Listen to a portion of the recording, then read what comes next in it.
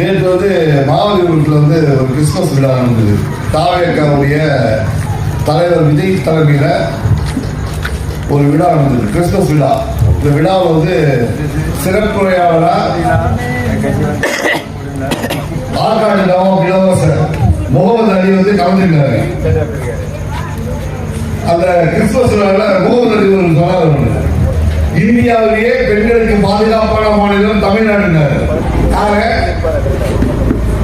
இந்தியாவிலேயே பெண்களுக்கு பாதுகாப்பான மாநிலம் தமிழ்நாடு. இந்தியாவிலேயே முதலிடத்தை நோக்கி சென்றது தமிழ்நாடு. இந்தியாவிலேயே தொழில் தொடங்குறதுக்கு சிறந்த மாநிலம் தமிழ்நாடு. யாரை வச்சுக்கிட்டு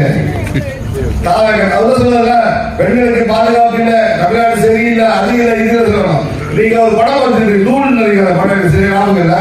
அந்த படத்துல வந்து விவேக் வந்து ஒரு வெயிட் லிப்டிங் மாதிரி ஒட்டி வச்சிருப்பான், பேப்பரை ஒட்டி வச்சிருப்பான்.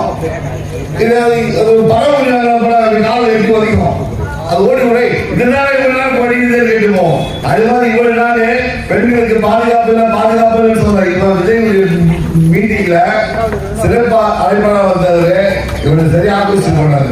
அன்னைக்கு அவர் பேசுறதுக்கு அவ்வளவு கைத்தட்டு, அவ்வளவு கைத்தட்டு. பெண்களுக்கு பாதுகாப்பான மாநிலம் தமிழ்நாடு தான். இது யாராலும் மறுக்க முடியாது.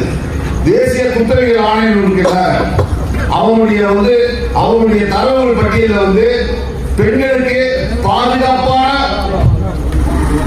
மாநிலம் தமிழ்நாடு. பெண்களுக்கு எதிரான குற்றங்கள் வன்கொடுமைகள் மிகவும் குறைவாக இருக்கிற மாநிலம் தமிழ்நாடு. இதெல்லாம் படிக்கிறீங்க வழிக்கு யாரை எடுத்து பேசி திமுக வாங்க உட்காருங்க. நீங்க சைலேஷ்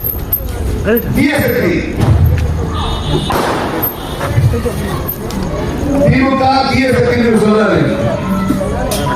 உங்களுக்கு சொல்லி கேட்டீங்களா?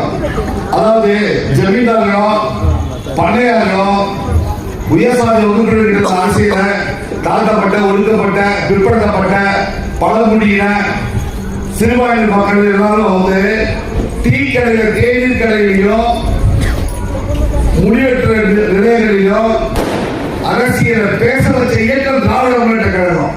தெரியுமா அவங்க?